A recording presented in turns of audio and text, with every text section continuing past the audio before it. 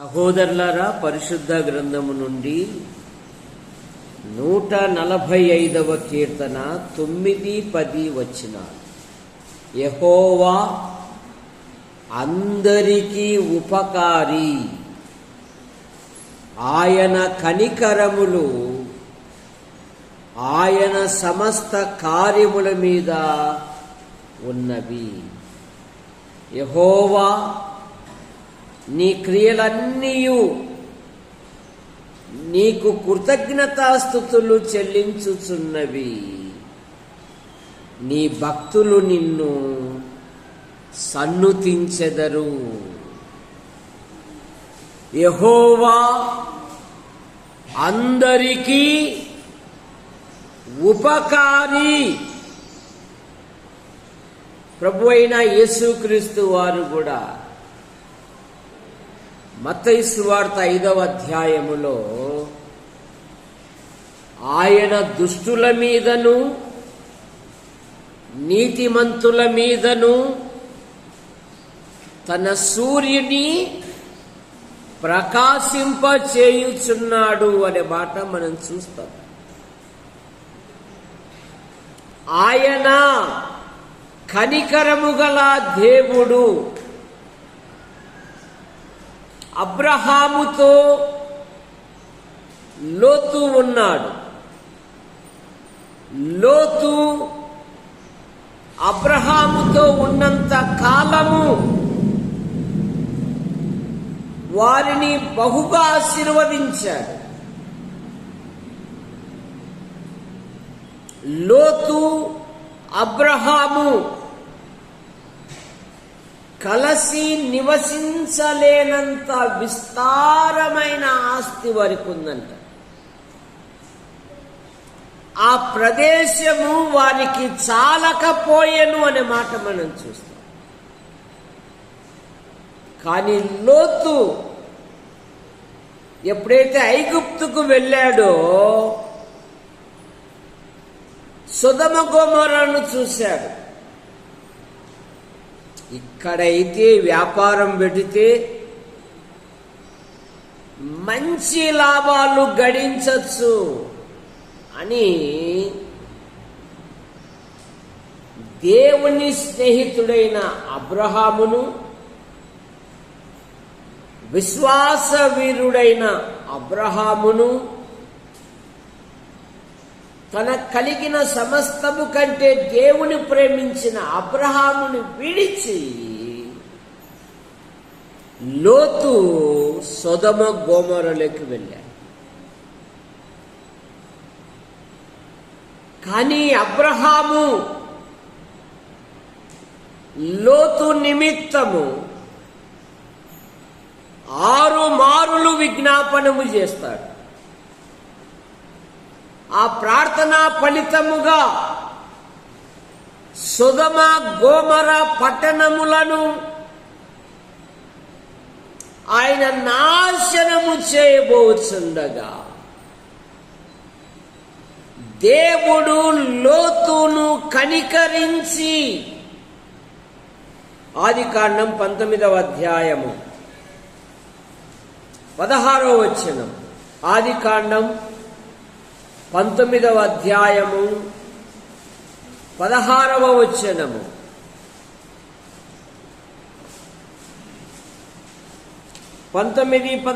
ఆదికాండం. అతడు తడువు చేసెను, అతని మీద యెహోవా కనికరపడుట వలన ఆ మనుష్యులు అతని చేతిని, అతని భార్య చేతిని పట్టుకొని ఆ ఊరి బయట ఉంచిరి. వారు తడువు చేస్తూ ఉన్నారు. దేవుని గంధకములు, అగ్ని గంధకములు సొదొమ గొమొర్రా మీద దేవుడు కురిపించుచూ ఉన్నప్పుడు తడువు చేస్తూ ఉన్నారు, ఆలస్యం చేస్తూ ఉన్నారు. ఆయన ప్రేమ కలిగిన దేవుడు, లోతును యందు కనికరపడి ఆ ఊరి వెలుపలికి దేవుడే చేతులు పట్టుకొని వెలుపలికి తీసుకొని వచ్చాడు. అయినా వారిని దేవుడు రక్షించినను వారి యొక్క ఆధ్యాత్మిక జీవితములో దేవునికి అనుగుణంగా ప్రవర్తించలేదు. కుటుంబము పాడైపోయింది. దేవుడు కనికరించాడు. సొదొమ గోమొర నుండి తప్పించాడు. కానీ కృతజ్ఞతగా బ్రతకడం లేదు. పైగా లోతుకు దేవుడు ఒక పేరు కూడా పెట్టాడు, నీతిమంతుడగు లోతు. కానీ ఒక్కసారి కూడా ప్రార్థన చేయలేదు లోతు. ఎప్పుడు ప్రార్థన చేశాడు? అంతిమ దశలో ప్రార్థన చేస్తున్నాడు. ఆదికాండం, నేను పరిగెత్తలేనయ్యా, ఆ ఊరి దగ్గర పోయేంత వరకు నన్ను తప్పించుము అని అడుగుతూ ఉన్నాడు. 19వ అధ్యాయము 21వ వచనం, ఆయన ఇదిగో నీవు చెప్పిన ఈ ఊరును నాశనము చేయును, ఈ విషయములో నీ మనవి ఆపదలలో దేవునికి ప్రార్థిస్తూ ఉన్నాడు. చాలా మంది అవసరాలకో అక్కర్లకో దేవుని ఉపయోగించుకుంటున్నారు. కానీ జీవితంలో స్వయిచ్ఛగా జీవిస్తూ ఉన్నారు. సరే, చాలా మంది ఇలాగే ఉంటున్నారు. అవసరానికో అక్కరకో కాదు. నీతిమంతుడు విశ్వాస మూలముగా జీవించు, ఆయన కొరకే జీవించల్ల.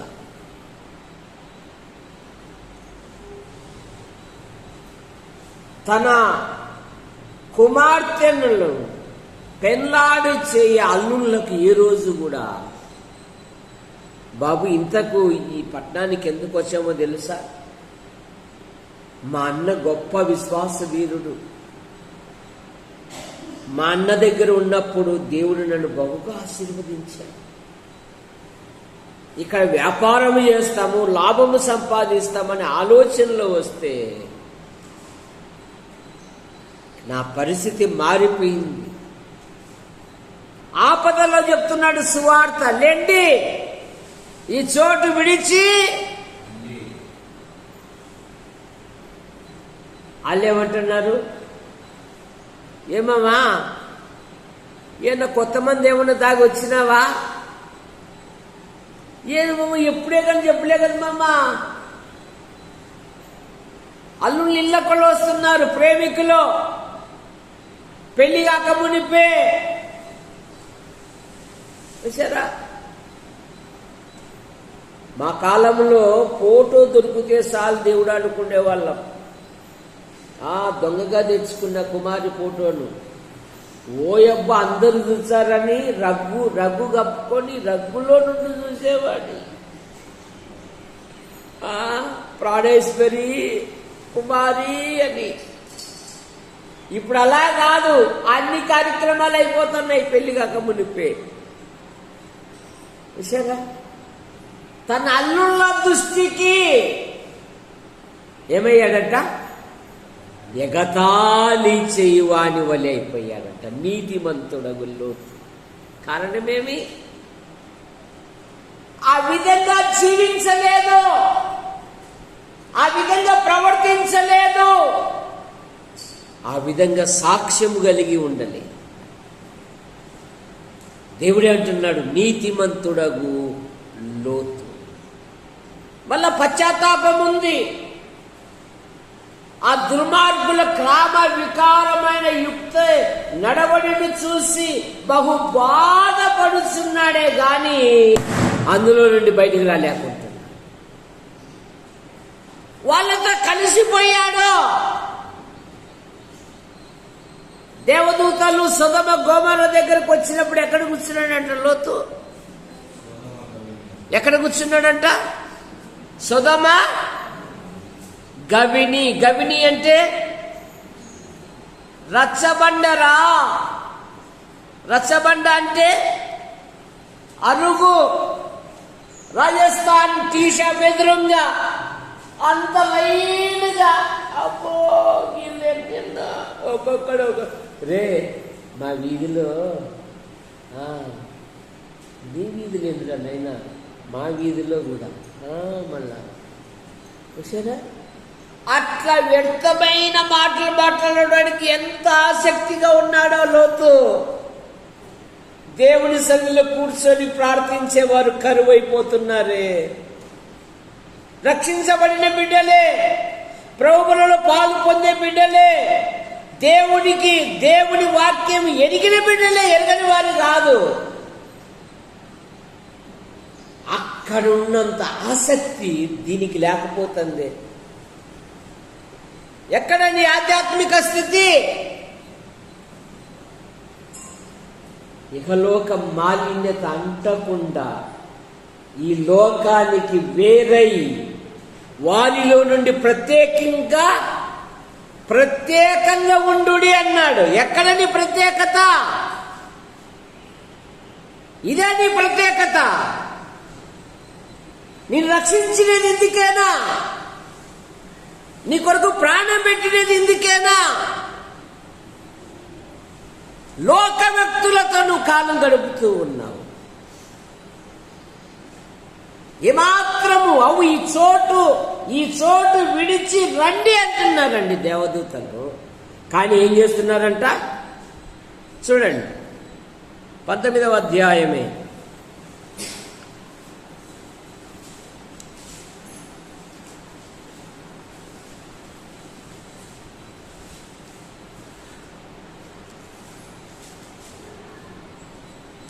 ఈ చోటుని విడిచి రండి అంటున్నారు. కానీ వాళ్ళు ఏం చేస్తున్నారంటే తడువు చేస్తూ ఉన్నారు.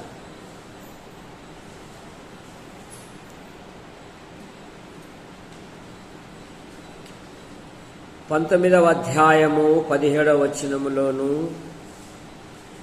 అలాగే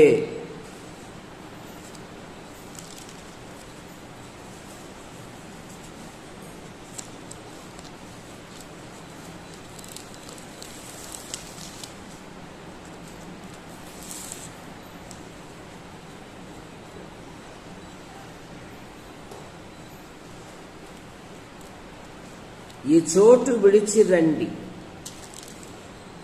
అవి పేపర్లు అడ్డం ఉన్నాయి అందుకు.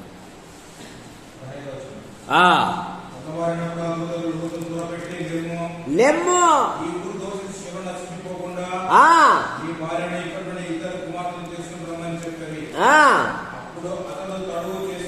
అతడు తడువు చేసెను. లేదు 14వ వచనము, లోతు బయటికి వెళ్ళి తన కుమార్తెలను పెళ్లాడనై ఉన్న తన అల్లుళ్లతో మాట్లాడి లేండి, ఈ చోటు విడిచిపెట్టి. కానీ నీకు అదే చోటే ఇష్టము. ఎగతాళి చేయి ప్రజల మధ్య ఉండడానికి ఇష్టపడతావు నువ్వు.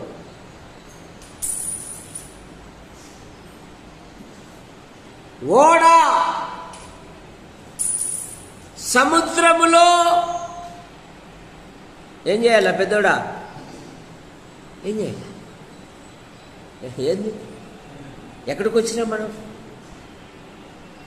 పాపం వాడు కష్టపడుతున్నాడులే బిడ్డ. వర్క్ ఫ్రమ్ ద హోమ్లో వాడు కష్టపడుతున్నాడు. ఈ చోటు విడిచి రండి. కానీ ఆ చోటే నీకు ఇష్టమే.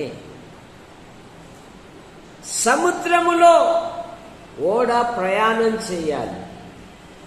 చెయ్యాలి కదా అని పెద్దోడా చెప్పు. సముద్రపు నీళ్లు ఓడలే కోస్తే ఏమవుతుంది? అట్లా కాదంట. ఎట్లా మునుగుతాం మేము?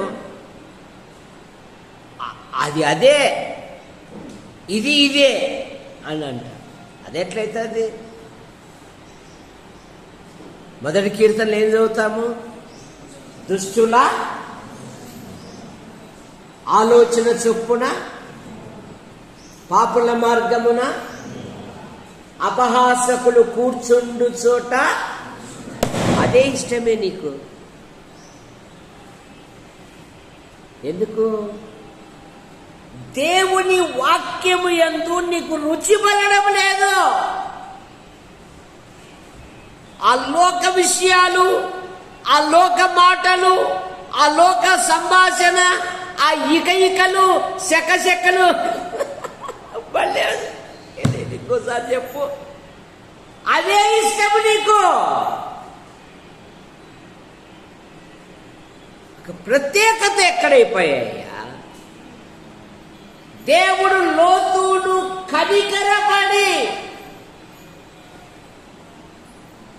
ఆయన కనికరములు ఆయనకు కృతజ్ఞతాస్తుతులు చెల్లిస్తాయి. నిన్ను కనికరించి ఆయన రక్షించుకున్నాడు కదా.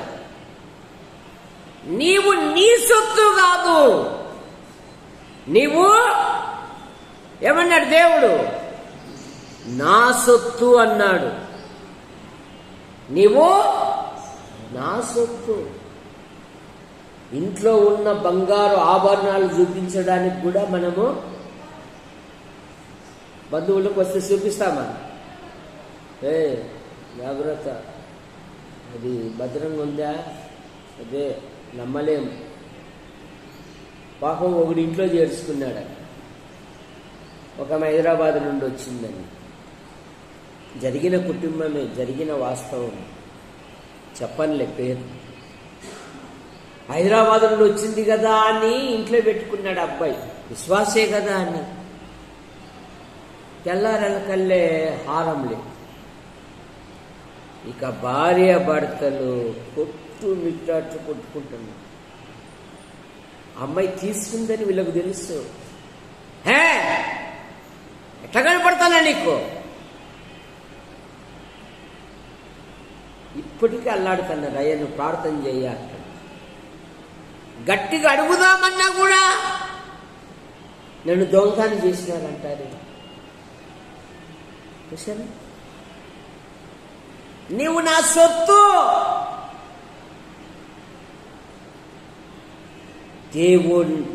దేవునిలో ఉండాలి విశ్వాసం. దైవిక వాతావరణంలో ఉండాలి. అతని యందు కనికరపడి వెలుపలికి తీసుకొని వచ్చినను లోతు తన జీవితాన్ని పాడు చేసుకున్నాడు. ఆదికాండం 33వ అధ్యాయము 11వ వచనం. 33వ అధ్యాయము 11వ వచనం ఆదికాండం.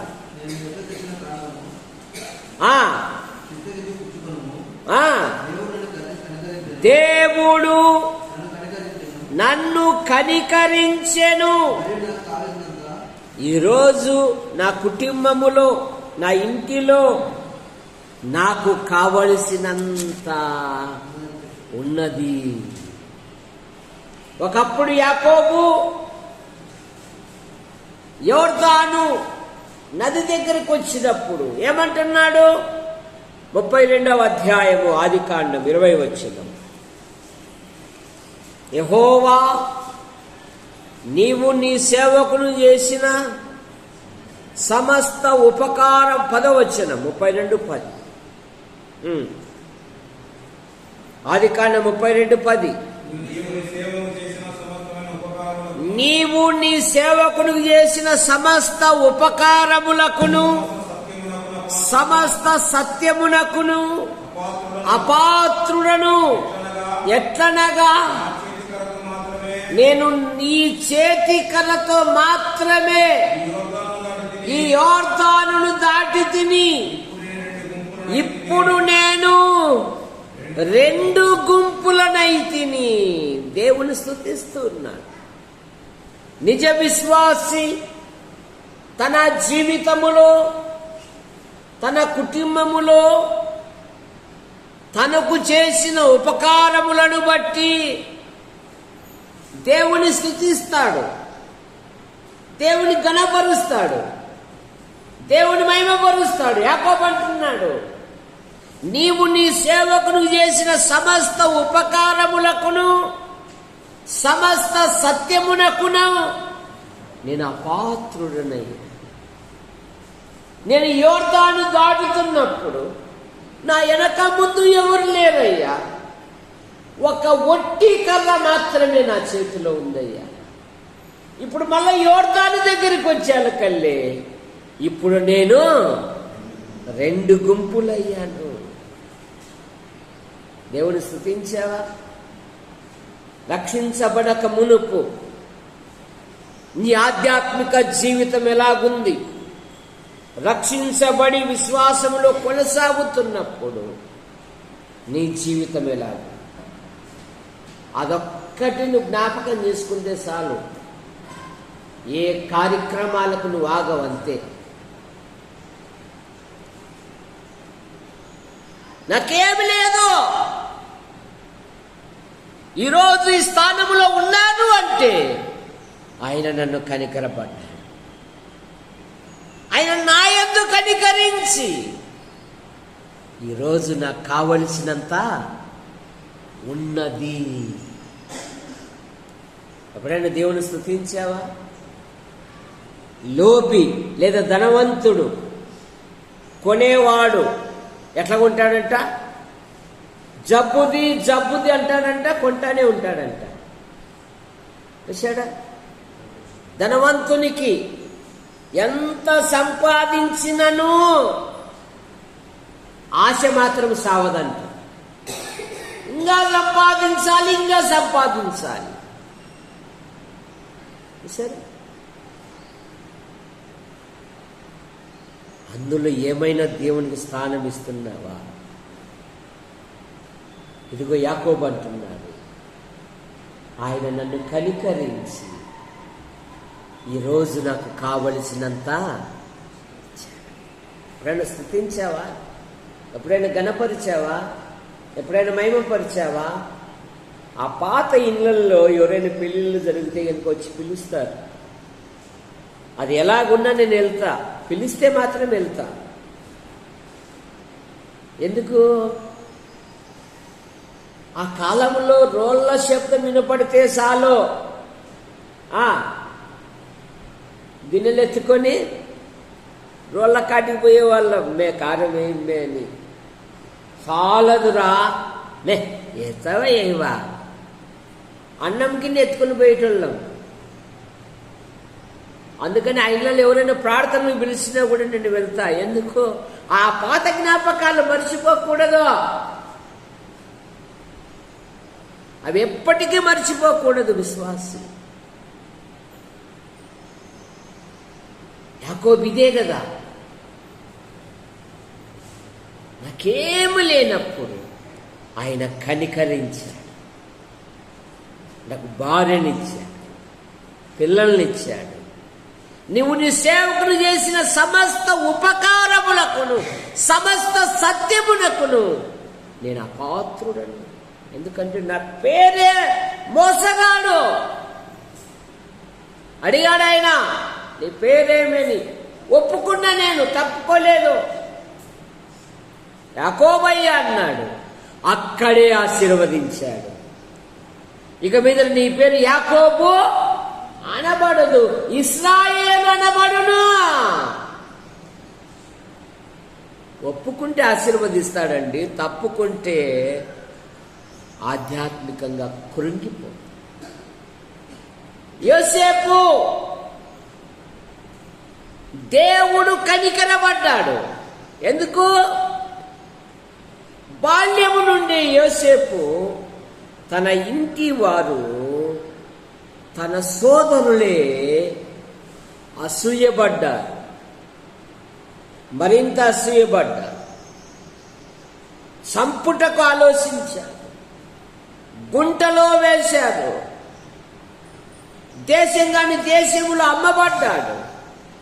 అన్యాయమైన తీర్పు భరిస్తూ ఉంటే దేవుడు అతని యందు కనికరించి, ఎంత చక్కని మాట అండి. ఆదికాండం 39వ అధ్యాయం 21వ వచనము. ఆదికాండం 39:21.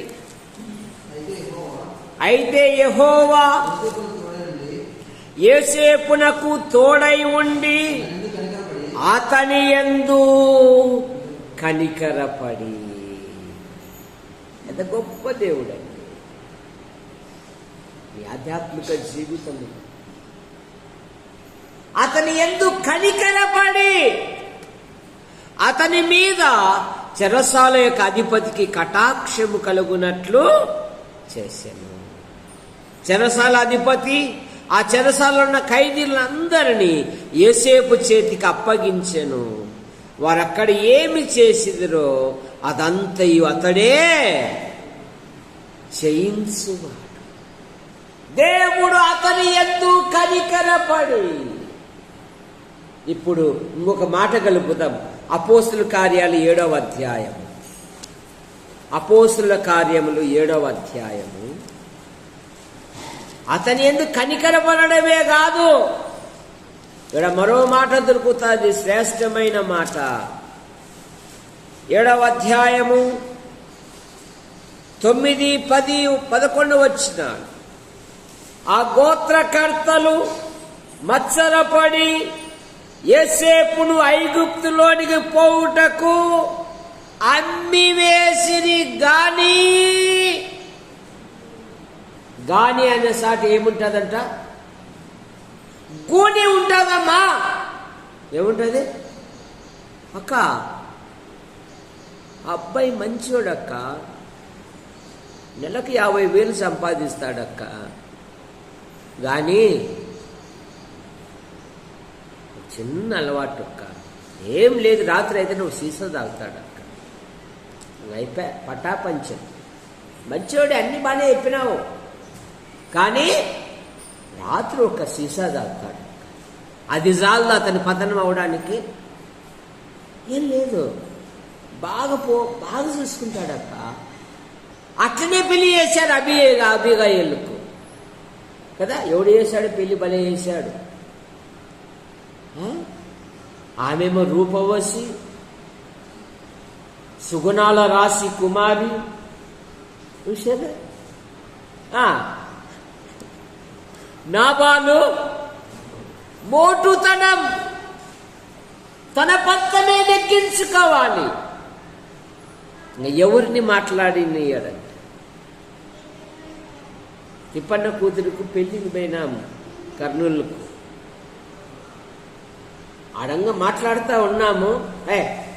మీరు మాట్లాడకూడదు, ఏం మాట్లాడాలన్నా ఆ అమ్మాయి తండ్రి మాత్రమే మాట్లాడాలి, మీరంతా సైలెంట్ ఉండండి అంటున్నారు. ఒరే పడా, ఇదేందిరా, ఇప్పుడే ఇంత శరుదులు పెడితే పెళ్ళి అయినాక బాగా ఎన్నిక బదహంపాన్ని వచ్చేసింది.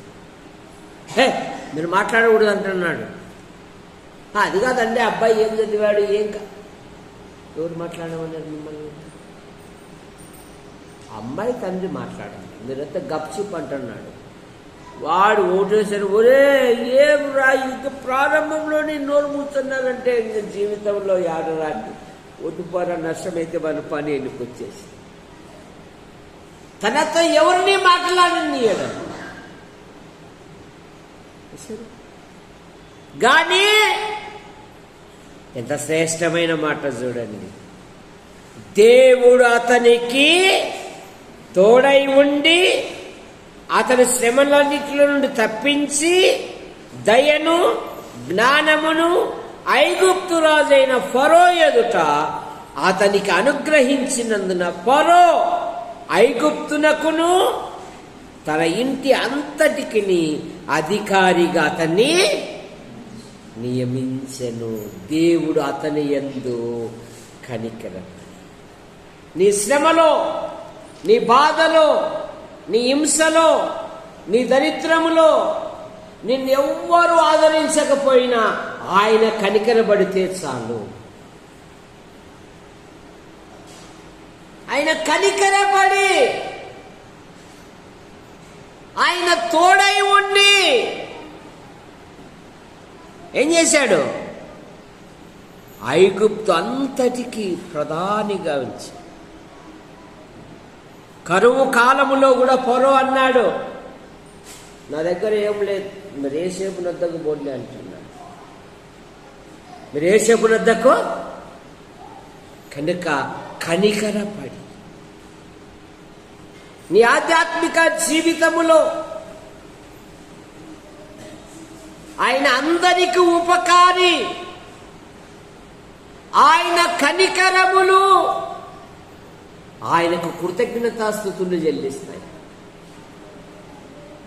ఎప్పుడన్నా ఒకసారి దేవుడు చేసిన ఉపకారములను బట్టి గతాన్ని జ్ఞాపకం చేసుకొని నీ భార్య పిల్లలతో, నీ భర్త పిల్లలతో, నీ కుటుంబీకులతో కూర్చుండి, రే యేసు ప్రభుని నమ్ముకొనైనా ఈరోజు ఈ స్థాయిలో ఉన్నామంటే దేవుని కృపరా. యేసు ప్రభు నమ్మకమునుపు నేను చాలా బలహీనంగా ఉండేవాడిని, కానీ యేసు ప్రభు నాకు చోటిచ్చాను, ఆయన నాకు తోడుగా ఉన్నాడు, ఈరోజు ఈ స్థాయిలో ఉన్నాం నాయన. కానీ నీ ఆధ్యాత్మిక జీవితంలో ప్రార్థనకు, వాక్యానికి, అన్ని విషయాలలో ప్రాధాన్యత ఇయ్యి.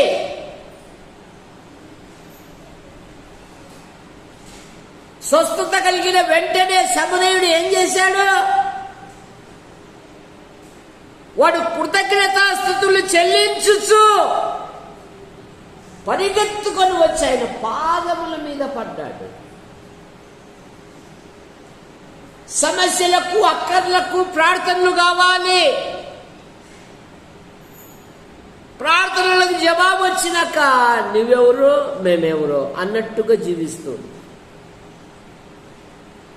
తప్పైన కుమారుడు తన ఇంటికి వచ్చినప్పుడు ఈ నా సంతోషములో మీరు కూడా పాలు పొందండి. ఎప్పుడైనా నీ కుటుంబముతో సంఘాన్ని పిలిపించి కృతజ్ఞతా కూడిక, దా ఏవైనా అడుగు, అవి మాత్రం అడగబాక అంటాడు. ఎందుకు? దేవుని దెబ్బ తగిలేంత వరకు మానవునికి బుద్ధి రాదు. దేవుని దెబ్బ తగులితేనే సరే.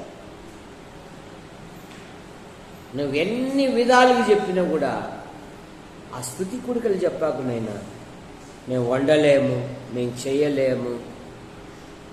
ఆ మందిరంలోనే 4 స్వీట్లు ఇచ్చి అంతగా ఏంది చెప్పు. స్వీట్ ఇచ్చిన తర్వాత ఏమి ఇచ్చారు? మిచ్చారు కదా, మిచ్చర్లు ఇచ్చారు సార్. చూసారా? అట్లాగా రండి. ఈరోజు నీతిమంతుల గుడారములను రక్షణ గురించిన సునాదమా, బంధువులకు చోటు ఇస్తున్నావు. మీ బంధువులు వస్తున్నారంటే చాలు, ఇదిగో ఏడున్నా. ఆ మధ్య యూట్యూబ్లో ఒక చక్కని కథ వచ్చేసింది. భర్త అడుగుతున్నాడు, ఏంది మీ అమ్మ మీ నాయనలకు పని పాట లేదా? ఎప్పుడు పడితే అప్పుడు వస్తున్నారు, ఏం చేయమంటావు? ఏం పప్పన్నమే. సరే అట్లయితే మీ అమ్మ మీ నాయన వస్తున్నారు, పప్పన్నం చేస్తాలే అంటే, మా అమ్మ మా నాయన వచ్చి పప్పన్నమా బాగున్నావే అని అంటున్నారు. భార్యాభర్తలు కొట్లాడుతున్నారు. బంధువులు వస్తే చక్కటి భోజనాలతో సంతోషపడతావే, దేవుని పిల్లలతో కలిసి సంతోషించుట నీ మనస్సుకు రాకపోయని, ఇదే కృతజ్ఞత బ్రతుకు. జాగ్రత్త. నీ ఆధ్యాత్మిక జీవితం దేవుణ్ణి స్తుతించాలి. యాకోబు అంటున్నాడుగా, నీవు నీ సేవకుని చేసిన సమస్త ఉపకారములకును సమస్త సత్యమునకు నేను అపాత్రుడను. దావీదు మీద సౌలు పలుమార్లు చంపుటకు కంకణం కట్టుకున్నాడు. కానీ దావీదు సౌలు యందు కనికరపడి కూర్చొని, ఈరోజు మా హీరో వాళ్ళ నాన్నను మందిరానికి రాని పిలిచాడు. నా ముందర మునిస్వామి కొడుకు, నాన్న నువ్వు కూడా రావచ్చు కదా నాయనా ప్రార్థనకు అని నా ముందరే పిలిచాడు. నువ్వెందుకు రావు నాయనా మా చర్చికి అంటున్నాడు. సరే వచ్చినాడు కానీ ఎగులాడుతున్నాడు కాకి మాదిరి. సైలెంట్ కూర్చుంటే బుద్ధే రాదు, చూసేకేమో అందగాడు. ఇప్పుడు బాగా బుద్ధిగా కూర్చుంటాను. కనుక కృతజ్ఞత. ఎప్పుడైతే శత్రువు మీద దేవుడు దావీదు కనికరపడ్డాడో, శత్రువు ఏమని ఆలోచన చేశాడు? వాడు భూమి మీద ఉండకూడదు, సౌలు విరోధముగా జీవించాడు. అందుకనే దేవుడు దావీదును మహారాజుగా చేశాడు. ఎందుకు?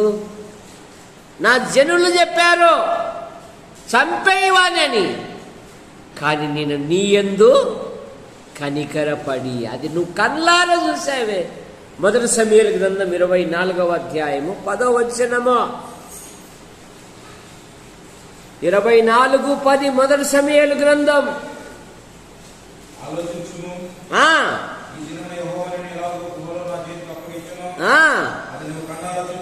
నువ్వు కళ్ళారా చూసితివే, నేను నీ యందు కనికరించి. అది శ్రేష్టమైన మాట. నువ్వు ప్రేమించేది నేర్చుకో, దాని వెనకాల ఎన్నో ఆశీర్వాదాలు దొరుకుతాయి. నేను నీ యందు కనికరపడి. 20వ అధ్యాయంలో ఏమన్నాడు యోనాతానుతో?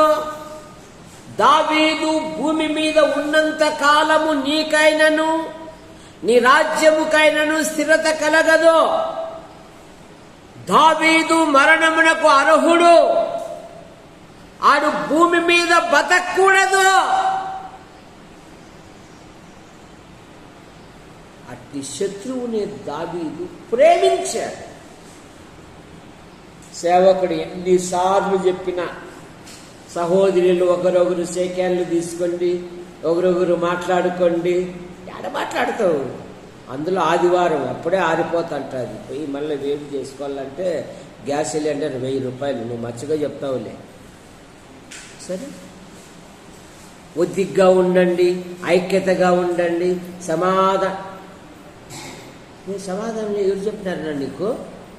నువ్వు అందరితో సమానమే, మాకు అట్లా ఏం లేవే అంటున్నావు. కానీ హృదయంలో నుండి, నోట్లో నుండి ఏమక్క బాగున్నావా? ఏం దివ్యా నువ్వెందుకు రావడం లేదు శనివారము ఆదివారము? ఏమక్క కిషోర్ రావడం లేదే, భర్త రావడం లేదే, ఏమమ్మా పిల్లలు రావడం లేదు మందిరానికి? అన్నీ తెలుసు కదా, నువ్వెందుకు చెప్పేది?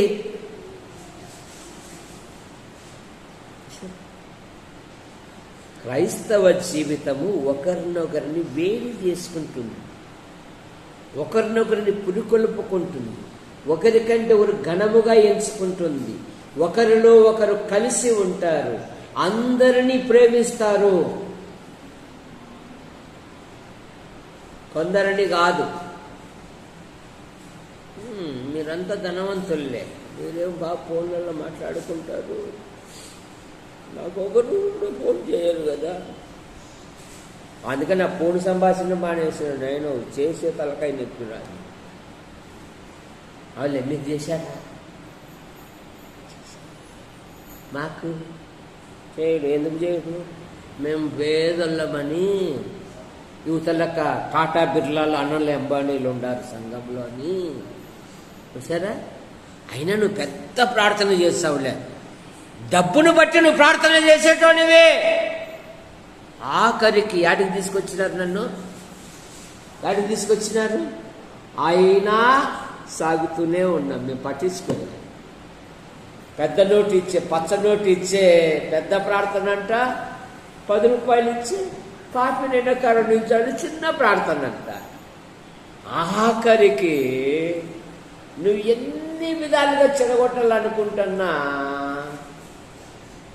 నిన్ను ఎంత చెడు చెప్పే కొద్దీ నీకు అన్ని ఆశీర్వాదాలు గుర్తుపెట్టుకో. నీ గురించి ఎంత చెడ్డగా చెప్పేంత వరకు యేసుప్రభు అన్నాడు కదా, నా నిమిత్తము జనులు మిమ్మల్ని హింసించి నిందించి మీ మీద చెడ్డ మాటలు పలుకున్నప్పుడల్లా మీరు సంతోషించి ఆనందించుడి, పరలోకములో మీ ఫలము అధికమగును. నీ చెడే వారికి ఆశీర్వాదం, నీ అసూయే వారికి దీవెన.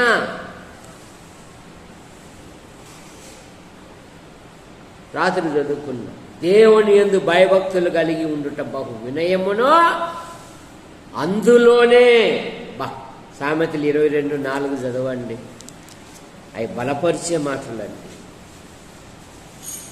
యెహోవా యందు భయభక్తులు కలిగి ఉండుట వినయమునకు ప్రతిఫలము, ఐశ్వర్యమును ఘనతయు జీవమును దాని నుండి కలుగుచున్నవి. దేని నుండి?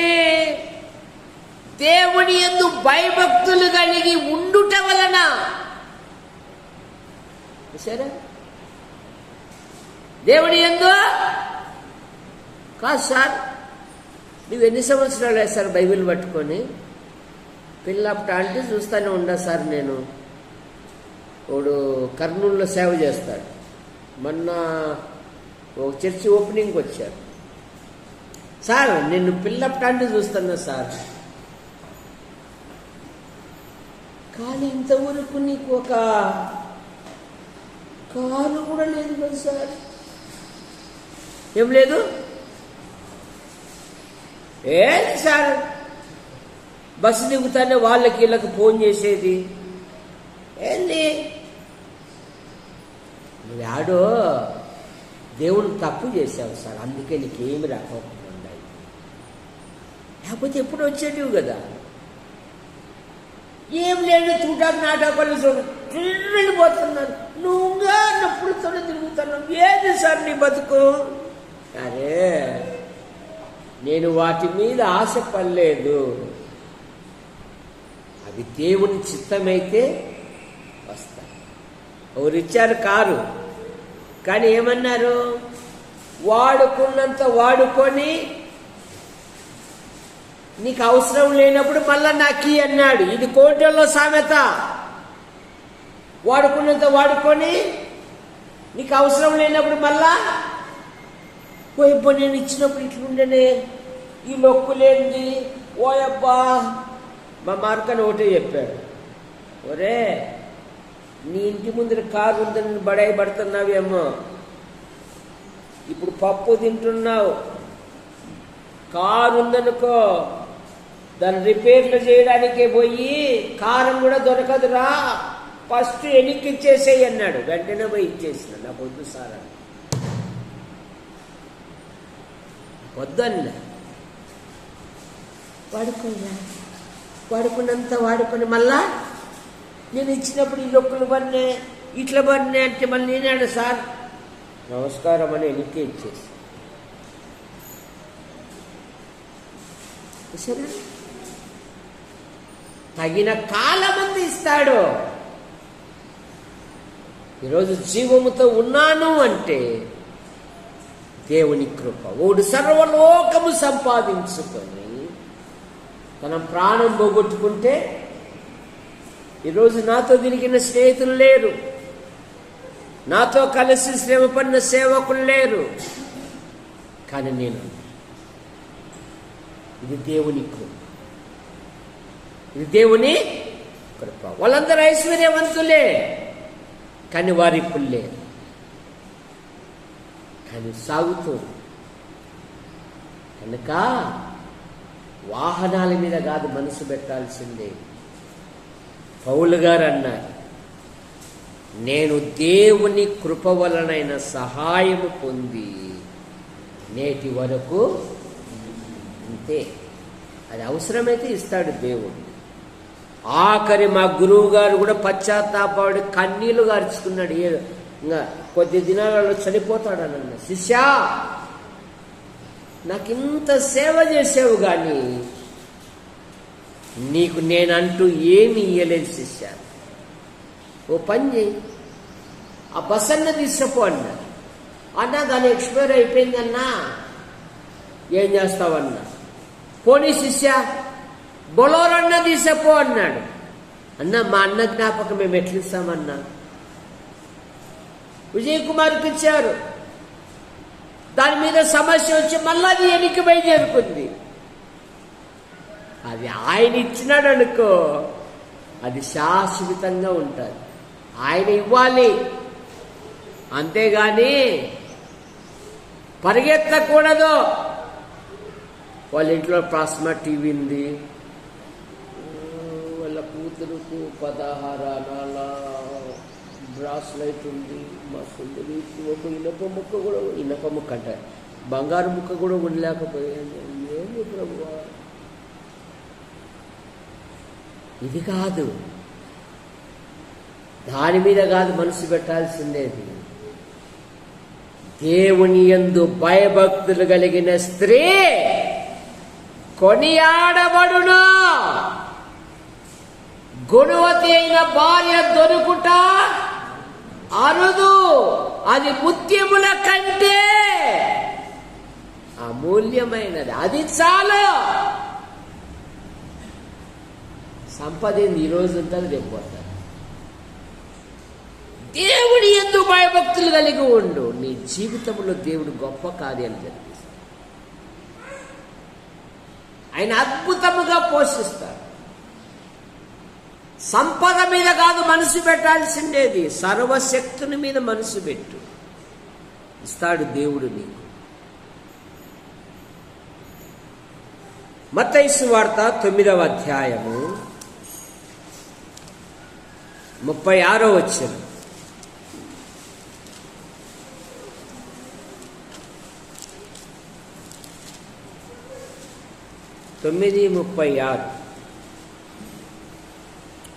ఆయన సమూహములను చూసి వారు కాపరిలేని గొర్రెల వలె విసికి చెదరి ఉన్నందున వారి యందు కనికరపడి, కోత విస్తారమే గాని పనివారు కొద్దిగా ఉన్నారు గనుక తన కోతకు పనివారిని పంపుమని కోత యజమానుడి వేడుకొనుడని తన శిష్యులతో ఆయన వారి యందు కనికరపడి. కనుక మన ప్రభువైన యేసుక్రీస్తు వారు ఆయన కనికరము గల దేవుడు. కనుక ప్రేమించిన మా తండ్రి, మీ నామాన్ని బట్టి మీకు స్తోత్రములు చెల్లిస్తున్నాం.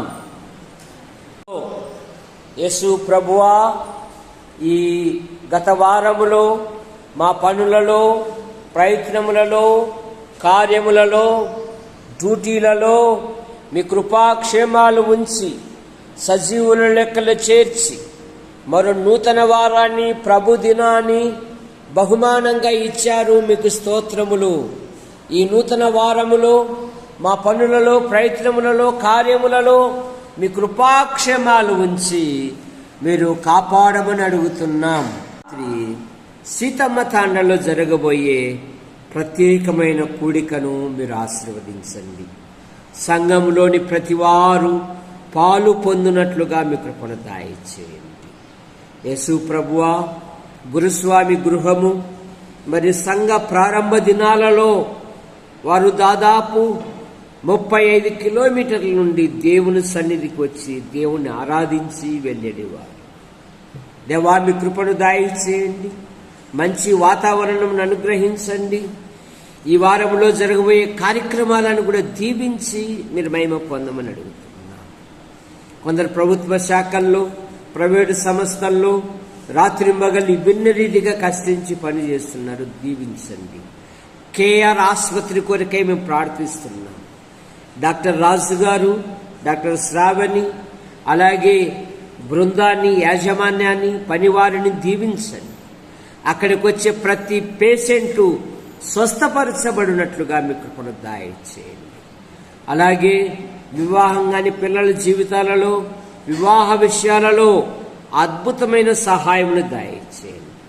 ప్రతి నెల ప్రతి కంతు కట్టినట్లుగా మీరు కార్యం జరిగించండి. యేసు ప్రభువా, మీకు వందనాలు చెల్లిస్తున్నాం.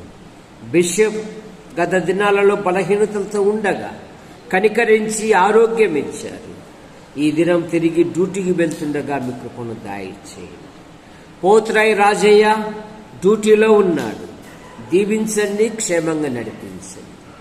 యేసు ప్రభువా, మా సంఘము నుండి, మా మండలము నుండి ఉద్యోగం కొరకు, ఉపాధి కొరకు, ఉన్నతమైన చదువుల కొరకు వెలపల ఉంటున్న ప్రతి కుటుంబాన్ని, ప్రతి యవనస్తుని, యవనరాలను మీరు అక్కలి కింద ఉంచుకొని కాపాడండి. నేను సంఘములో పిల్లలు ఉన్నతమైన చదువులు చదివారు, మరి ఉద్యోగాల కొరకు, వివాహాల కొరకు ఎదురు చూస్తూ ఉన్నారు. మీ కృపను దయచేయండి. సంఘము దినదినము క్షేమాభివృద్ధి నందుటకు మీ కృపను దయచేయండి. ఇదిగో నరసింహ, ఇంకా కొందరు బెల్లంపల్లికి వెళ్ళారు. వారి ప్రయాణాన్ని కూడా దీవించి క్షేమంగా నడిపించండి. యేసు ప్రభువా, మీకు వందనాలు చెల్లిస్తుంది. రేపు కలమ్మ పొద్దుటూరు నుండి వస్తుండగా ఆమె ప్రయాణాన్ని కూడా దీవించి క్షేమంగా నడిపించండి. అయ్యా, మీ కృపను దయచేయండి. నైనా మా మండలంలో ఉంటున్న ఆసుపత్రి, MRO, MDO, panchayat, police station, మా మండల నాయకులను, అధికారులను దీవించండి. మా తాడపత్రి మరి నియోజకవర్గాన్ని, నాయకులను, అధికారులను దీవించండి. మా జిల్లా కలెక్టర్ను, కార్యాలయంలో నాయకులను, అధికారులను దీవించండి. మా తెలుగు రాష్ట్రాల ముఖ్యమంత్రులను, గవర్నర్లను, ప్రజలను ఆశీర్వదించండి. మా భారతదేశం కొరకే మేము ప్రార్థిస్తున్నాం. మా దేశ ప్రధాని కొరకై మేము ప్రార్థిస్తున్నాం. రాష్ట్రపతి గారిని దీవించండి. దేశ సరిహద్దులను, సైనిక పటాలను దీవించండి. నైనా మరి మా దేశంలోనూ ప్రపంచంలోనూ వివిధాలుగా జరుగుతున్న సువార్త పరిచర్యను ఫలింపచేయమని అడుగుతున్నాం. కట్టుపల్లి యోహానంకులు, రాజాబాయి అంటే మీ పిలుపు తీసుకున్నాం. నైనా వారి కుమారులు, వారి భార్యలు, వారి సంతానం, వారి కుమార్తెలు, వారి భర్తలు, వారి సంతానం దీవించండి. శ్రీరామూర్తి గారు మరి కుమార్తెలు, కుమారుని మీరు దీవించండి. నైనా మరి గుంటూరు, కర్నూలు, నంద్యాల, యాడికి, కొండూరు, కోనచెరువు సంఘాలను మీరు బలపరచండి. సంఘము దినదినము క్షేమాభివృద్ధి నందుటకు మీ కృపను దయచేయండి. మరి జ్యోతిర్మయికి జూలై 23 పరీక్షలున్నాయి. అలాగే శ్వేతమ్మకు, అలాగే అక్కకు కూడా ఉన్నాయి. ఇంకా ఆయా పరీక్షల కొరకు సిద్ధపడుతూ ఉన్నారు. దీవించండి. దేవదాస్ మరి ఉద్యోగ అన్వేషణలో ఉన్నాడు. అధికారులు వెరిఫికేషన్ వస్తూ ఉండగా అద్భుతమైన సహాయమును పెడతాయి. కుమార్తె 10 పరీక్షలు రాసింది, మంచి ఫలితాలతో పాస్ అవుటకు దుఃఖపడతాయి. చిన్నపిల్లలు, సండే స్కూల్ పిల్లలను ఆశీర్వదించండి. దొరస్వామి మరి మరింత మొక్కజొన్న పంట వేయటకు మీ కృపను దయచేయండి. పాలుకి 20 నుండి CA పరీక్షలు ఉన్నాయి. ప్రతి సబ్జెక్టులో మంచి ఫలితాలతో పాస్ అవునట్లుగా ఆయన స్నేహితులను, ఆయనను కూడా మీరు దీవించి మహిమ పొందండి. విక్టర్ డేవిడ్ ఆయన భార్య, వారి కుమార్తెను దీవించండి. తన వృత్తిలో ఉన్నతమైన పదవులు దయచేయండి. 2వ సంతాన విషయంలో కూడా మీ కృపను దయచేయండి. ఈ వారములో జరగబోయే కూడికలను ఆశీర్వదించండి. యూట్యూబ్ ద్వారా వీక్షిస్తున్న ప్రతి ఒక్కరిని దీవించండి. మా కొరకు ప్రార్థిస్తూ, మా అవసరాలు తీరుస్తూ, మమ్మల్ని ప్రేమిస్తున్న ప్రతి ఒక్కరిని ఆశీర్వదించమని, ప్రతి కుటుంబములో ప్రతి అక్కర తీర్చండి. వర్షాకాలం ప్రారంభ దినాలలో ఉన్నాం. భూమి మీద తొలకరి వాన కడవరి వాన కురిపించువాడవు నీవే కదా అయ్యా. పొలము కలిగిన వారు మరి పొలాన్ని సిద్ధం చేసుకొని, విత్తనాలు సిద్ధం చేసుకొని మీ వైపు చూస్తూ ఉన్నారు. కన్నీటితో విత్తువాడు సంతోషంతో పనులు పోయినట్లుగా మీకు దయచేయండి అయ్యా. మీకు వందనాలు చెల్లిస్తున్నాం. మా ఆధ్యాత్మిక జీవితములో లోకం వైపు, లోక ఆకర్షణ, లోకములో ఉన్న దేనిని ప్రేమించక విశ్వాసమును కర్తయు దాన్ని కొనసాగించువాడైన యేసుక్రీస్తు వైపు చూచుచూ ముందుకు సాగుటకు మీ కృపను దయచేయండి. మీరు ఇచ్చిన శ్రేష్టమైన గ్రంథమును పఠించుటకు, ధ్యానించుటకు మీ కృపను దయచేయండి అయ్యా. మీకు వందనాలు చెల్లిస్తున్నాం. మందిరములో మరి ఆంపిల్ పేరు కొరకే మేము ప్రార్థిస్తున్నాం. అలాగే పైన కప్పు వేయాలి, మీ కృపను దయచేయండి. ఎదురుగా ఉన్న స్థలాన్ని కొనాలి, మీ కృపను దయచేయండి అయ్యా. మీకు స్తోత్రములు చెల్లిస్తున్నాం ప్రభువా. మీ కృపను అనుగ్రహించమని అడుగుతున్నాం తండ్రి. ప్రతి విధమైన అవసరాలు తీర్చండి. ప్రతి కుటుంబములో ఉన్న ప్రతి అక్కర తీర్చండి. వృద్ధులు వృద్ధురాళ్ళు ఉన్నారు, దీవించండి. ఎటువంటి బలహీనతల గురి కానివ్వకుండా కాపాడండి అయ్యా. మీకు వందనాలు చెల్లిస్తూ యేసు ప్రభు నామములో ఆశీర్వదించు హస్తాలకు అప్పచెప్పుకుంటూ యేసు ప్రభు నామములో ప్రార్థిస్తూ బయలుదేరుతున్నాం తండ్రి. ఆమేన్. అందరికీ వందనాలు. కూర్చోండి.